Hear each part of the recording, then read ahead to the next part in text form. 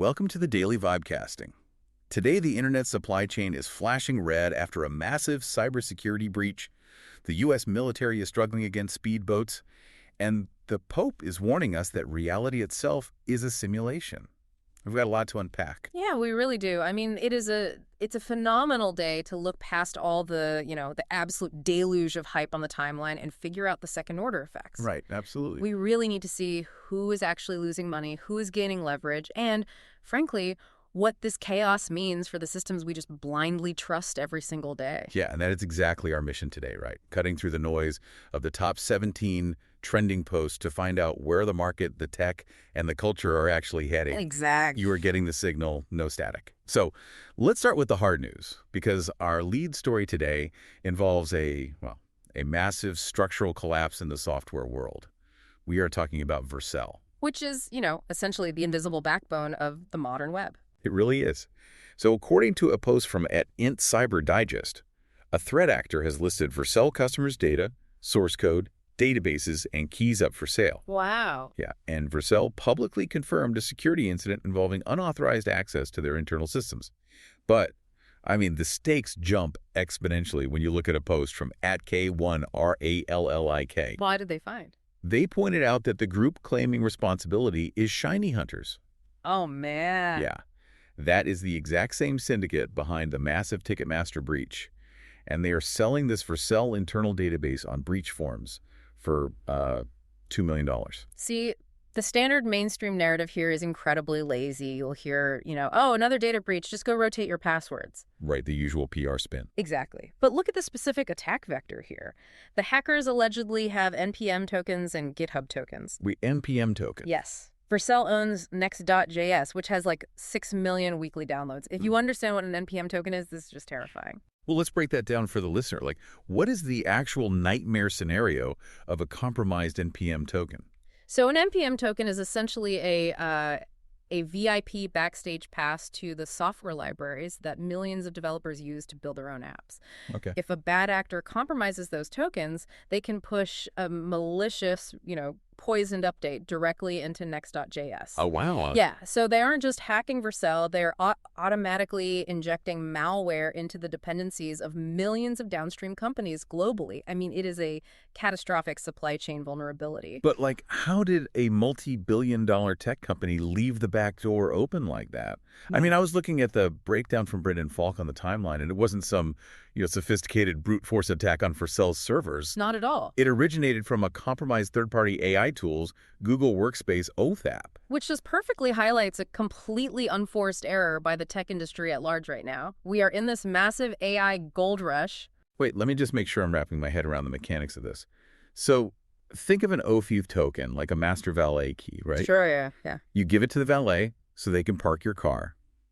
But because of how Google Workspace inherits permissions across an entire company's network, you accidentally gave that valet the keys to your house, your company safe, and, your neighbor's house, too. That's spot on. You click Allow, so a shiny new AI tool can summarize your meeting notes, and suddenly that third-party startup has access to your core infrastructure. That is the exact mechanism. Companies, maybe even the one you work for right now, are just blindly authorizing these flashy third-party AI tools. Yeah. You grant them inherited access across hundreds of internal organizations because everyone is desperate for that productivity boost. And the hackers know this. They go for the weakest link. Exactly. They don't attack the heavily guarded fortress. They attack the weakly secured AI startup that the fortress just randomly granted admin privileges to. Right. And for anyone listening who works in IT or ops, Brendan Salk actually provided a highly actionable takeaway here. He posted the exact steps to check if your Google Workspace has been compromised by this specific vector. That's super helpful. Yeah. You go to your Google admin console, navigate to security, then access and data control, API controls, and look at accessed apps. You can literally filter by the specific app ID he posted to see if that rogue OAuth client is sitting in your system. And Vercel is urging users to rotate secrets immediately. The broader lesson here is the vulnerability of inherited trust. The tech industry was so distracted by the magic of new AI capabilities that they completely ignored the operational security required to actually integrate them safely. Wait, let me push back on that cynicism for a second. Okay, go ahead. We are rushing to integrate these tools because the productivity gains really are staggering. It's not just hype. I mean, I saw a post from at S123ABC that totally blew my mind. What was it? They prompted Grok 4.3 with a simple request. Literally just write an academic paper on general relativity. Okay. And from that one single prompt, Grok produced a perfectly formatted 5-page LaTeX academic paper. Let's just clarify LaTeX for a second for the listener. That's the complex typesetting system used in higher level math and science to format equations properly. Right. And it is notoriously tedious for human beings to write. Yes. And we're not talking about a generic Wikipedia summary here. This output included the Einstein field equations, the Schwarzschild metric, tensor notation, Christoffel symbols, a starlight deflection diagram, and a Newtonian versus general relativity comparison table. That's pretty wild. 8 properly formatted citations, all generated from one sentence. So you can see why companies are willing to risk an OAuth breach to get that kind of power. I hear you. I really do. But this is exactly how we get seduced by the one prompt magic narrative. You think it's just a narrative? Look, it looks incredible on a timeline, but it creates a fundamentally false expectation of how value is actually built with AI. So you don't think zero-shot generation is the future? No, I don't. Look at the viral post from @0xMoveAs about vibe coding with Claude Code. Okay, yeah, I saw that. They shared a 30-minute workshop by the creator of the tool, and the core insight there totally contradicts the Grok example. True AI utility is not typing one magical sentence and getting a flawless app or a perfect academic paper. Then what is it? The real value lies in the disciplined, iterative loop. What does that loop look like mechanically then? It's prompting the AI and then inspecting the code diffs. Right. And a code diff is just a before and after snapshot showing exactly what lines of code the AI added or deleted. You inspect the diff, realize the AI hallucinated a function, tighten your constraints, and run it again. Ah, I see. That 30-minute workshop proved that effective human-AI collaboration requires massive human discipline. It completely shatters those flashy YouTube guides promising you can, build a billion-dollar startup while you sleep. Yeah, that makes sense. But if the real value requires that much disciplined iteration, it begs the question of who is actually capturing the economic value here. Exactly. Because on one hand, you have developers doing all this iterative work, but on the other hand, big tech platforms are hosting the entire ecosystem. And this is where we run into hostage economics. The corporate trap is being laid out right in front of us. Hostage economics. Yes. There is a fascinating discussion happening right now between a global macro analyst at MMP by CA and a tech poster at IMMASIDDX.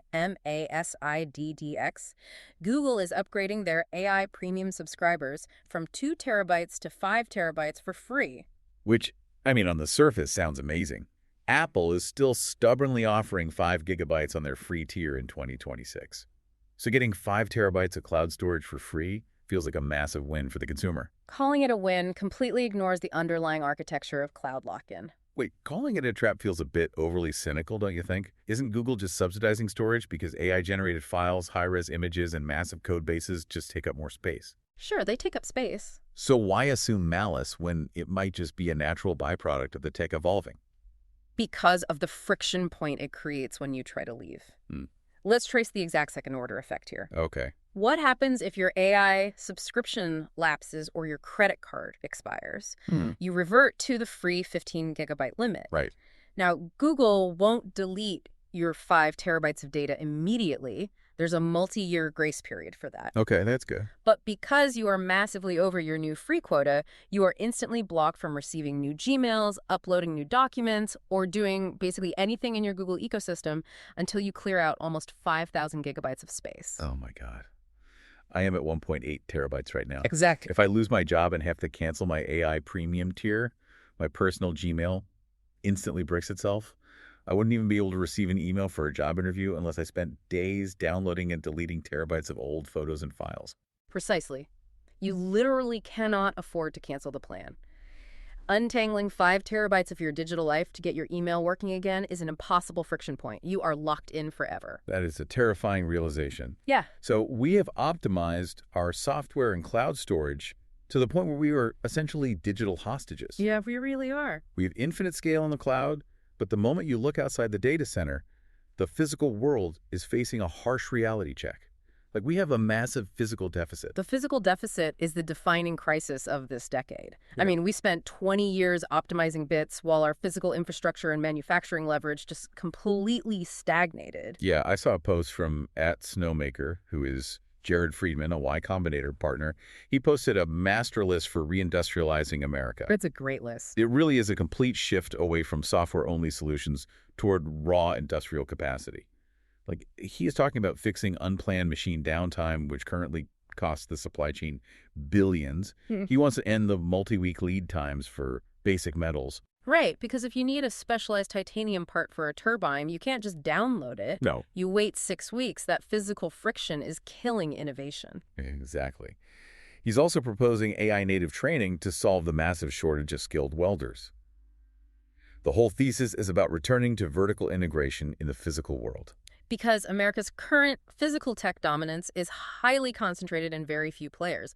Look at the timeline today. We have a post from @SpaceX celebrating the 600th landing of a Falcon booster. Wow. Yeah, Booster B-1097 just landed on a drone ship for its 8th flight. The video footage of those landings is always stunning. It is a masterclass in reusability and vertical integration. They completely transformed experimental rocketry into a routine cargo operation. Right. But the danger is looking at SpaceX and assuming the rest of American infrastructure operates that way. SpaceX is a miraculous outlier. It is not the norm. Yeah, and if you want proof of that physical deficit, look at how we handle asymmetric threats globally. Jason Calacanis, @Jason, posted a very blunt question today. What did he ask? He asked, "Someone educate me as to why the U.S. Navy can't eliminate Iran's Mosquito fleet in the Persian Gulf." He's basically saying, we have the most advanced jets, radar, and ship-mounted guns in human history. Why does a billion-dollar Navy struggle against a swarm of speedboats? And this is where you really have to understand the brutal math of asymmetric warfare. It is not about firepower. It is about economics and geography. Right. The IRGC operates hundreds, maybe thousands of these small fiberglass vessels. They can hit speeds over 100 knots. They hide in coastal caves along 1,500 miles of coastline, and they intentionally blend in with civilian fishing boats. So it's a radar nightmare, but what is the actual math problem there? It's the cost of interception. The Navy is firing a $2 million SM-2 missile to destroy a $5,000 fiberglass boat. Oh, wow. Yeah. Even if the Navy has a 100% hit rate, the United States goes bankrupt before Iran runs out of boats. We have not figured out cheap defense against cheap offense. That makes total sense. Furthermore, the ISR costs, that's intelligence, surveillance, and reconnaissance, which means keeping advanced drones and planes in the sky 24/7 to monitor that massive coastline, are astronomical. And if you make a mistake and hit a civilian boat, you risk massive geopolitical escalation. So we have all this high-end iron, but we are economically bottlenecked by cheap swarms. Exactly. And that friction in the physical world spills directly over into domestic politics, complicating our strategic alliances. Just reporting objectively on what's trending, we saw a massive post from @EdCrasson sharing a video clip of Congressman Ro Khanna. Right, I saw that. Khanna was arguing that a Democratic president would never allow an Israeli prime minister in the Situation Room to direct an American president. Yeah, and this is referencing the reports of joint U.S.-Israel military operations against Iran earlier in 2026 and the intense debates over who actually gets access to the White House Situation Room during those critical moments. The replies to that post are just an intense debate over U.S. sovereignty, lobbying influence, and foreign policy approaches. But taking a step back from the political fray, what this really highlights is the immense friction of physical alliances. Absolutely. You can't just patch a geopolitical treaty like you patch a software bug. Sovereign nations have conflicting interests, complex domestic pressures, and physical borders that do not easily integrate. The physical world, whether you are forging titanium, dodging cheap drones in the Persian Gulf, or navigating military alliances in the Situation Room, is just messy, expensive, and incredibly difficult to control. Which really brings us to the most fascinating psychological question of the day. When the real world has unfixable math problems, your supply chain is hacked, and your digital workspace is a hostage situation. Yeah. How are human beings actually coping with all of this? They are retreating. We are collectively retreating into simulations. We see this playing out perfectly on the culture timeline today. There is a viral post from @VocalCry that simply says, "Wake up, babe. The Pope is Baudrillard posting." I saw this, and as a cultural critique, it is incredibly validating. Right. The post is referring to a message from Pope Leo XIV, where the Vatican explicitly warns that digital simulation is weakening human discernment. Yeah. The Pope argues that we are getting trapped in self-referential digital bubbles, completely transforming our relationship to truth and physical human connection. And the internet immediately recognized that the Pope is essentially summarizing the French philosopher Jean Baudrillard's theory of simulacra and simulation. Baudrillard warned us decades ago about hyperreality. It's this postmodern state where the copies, the signs, and the simulations replace reality itself. The map becomes more important than the territory. Wow. What the Pope is pointing out is that as we inhabit these impermeable, media-driven circuits, genuine human encounters diminish. We prefer the clean, predictable simulation over the messy, demanding reality of other people. Think about your own screen time today. Have you spent more time managing your digital avatars, updating your Slack status, organizing your inbox, curating a social feed, than you have interacting with physical human beings? Probably. We are seeing this exact retreat into simulated life all over the timeline today. I have 3 examples that range from hilarious to deeply disturbing. Hit me with them. Okay. Example 1 is simulated parenting. At NickTech posted gameplay from Capcom's sci-fi game Pragmata. Oh, the game with the android child? Yes, Diana. She's a state-of-the-art android companion designed to act like a curious 7-year-old. NickTech posts this clip of her playing with a globe and says, if Capcom's goal was to make everyone want to be a parent, they've done an amazing job. I always sit back and think, so this is what it's like having a daughter. That is wild. We are literally simulating the deep emotional warmth of fatherhood with lines of code. Because the code doesn't talk back, it doesn't get sick, and it doesn't require actual sacrifice. It's the ultimate hyperreality. It offers the emotional reward of parenting without the physical friction. What's the second example? Simulated romance. Starhound Studio is making an indie World War II tower defense game called Wiener Defense. They posted a promotion for a scrappy dachshund character named Bosun Bilge, who carries a little sword. It's a very lighthearted, cute post.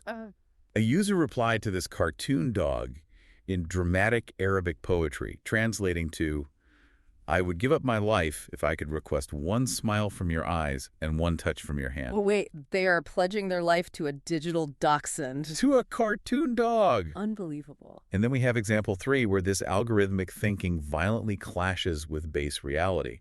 Alex Stapp showed a viral story about a Cambridge computer scientist whose bike was stolen. Okay, what happened? This guy goes to the police station to review the CCTV footage, and he literally tries to explain the concept of binary search to a baffled police officer to speed up the video review. Okay, you have to explain how ridiculous that is in a physical context for the listener. Right, so a binary search is a beautiful coding optimization. Instead of watching the whole security tape from beginning to end, you skip exactly to the middle. If the bike is still there, you know it was stolen in the second half. So you skip to the 75% mark.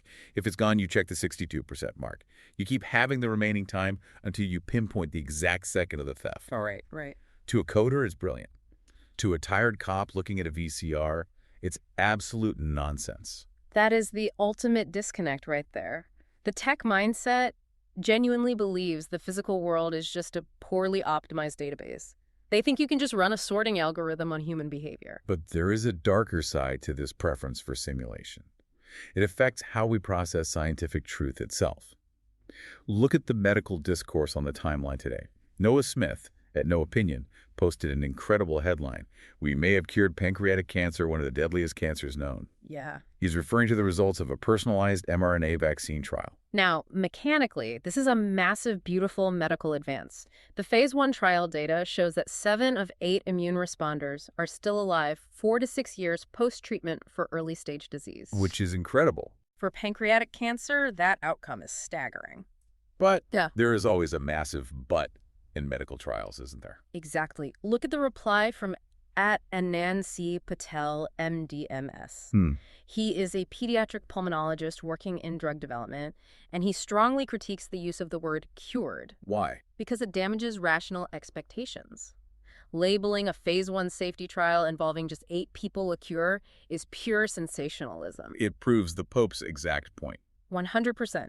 We prefer the simulated hype, the viral, absolute binary headline of cured over the nuanced, messy reality of scientific progress. The reality is sustained T-cell responses requiring much larger randomized phase 3 trials. But that doesn't go viral. No, it doesn't. So when reality is this confusing, the math of global conflict is unsolvable, and the headlines are just simulated hype, where do people turn to actually figure out what is true? They turn to betting markets. Financialized odds are the ultimate coping mechanism for a culture that no longer trusts its own eyes. We see this perfectly with a post from at Polymarket Sport.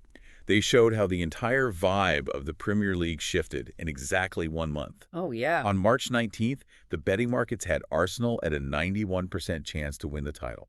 By April 19th, the odds flipped to Man City at 56% and Arsenal down to 44%. People don't even argue about the actual game on the pitch anymore. They argue about the shift in the polymarket odds. We trust the financialized probability more than we trust watching the sport with our own eyes. The odds become the hyper-reality. Is the complete financialization of reality itself. Oh. Okay, we have covered a massive amount of ground today, from the Vercel supply chain hack and OO valet keys to AI hostage economics, the math of asymmetric drone warfare, and the Pope warning us about digital dachshunds. It's been quite a ride. Before we sign off, I need your sharpest analysis based on everything we just broke down. What is your prediction for tomorrow? Tomorrow, if you are working in corporate IT, your life is going to change. Watch for a massive enterprise pivot. The Vercel breach is acting as a brutal wake-up call. Companies are going to start ruthlessly auditing the third-party AI tools they plugged into their Google Workspaces and Slack channels. Yeah, they have to. The vibe coding honeymoon phase, where we just authorized everything to gain a little productivity, is over. The security reckoning is here, and a lot of flashy AI startups are going to find their API access revoked by nervous IT departments by the end of the week. I think you are absolutely right. The audit is coming. To leave you, the listener, with a final provocative thought today, I want to bring up a viral post from Dylan O'Sullivan at DylanOA4. Okay, what did he say? He shared a quote from Cormac McCarthy's novel No Country for Old Men that he says he repeats in his head twice a week. The quote is, "You never know what worse luck your bad luck has saved you from." That is profound, especially today. Right. Think about that in the context of everything we discussed. Maybe your company didn't have the budget to buy that shiny new AI meeting summarizer last month and you were annoyed. But that bad luck is exactly what saved you from the Vercel supply chain breach today. Absolutely. Maybe the physical friction in your life, the things slowing you down in the real world, are actually saving you from getting trapped in a digital hostage situation with your cloud storage. So as you go about your day, think about the annoying bad luck in your life right now and wonder what unseen absolute disaster it might have just protected you from. Stay sharp out there and check your oath permissions. Thanks for joining us. We will see you tomorrow on the Daily Vibecasting.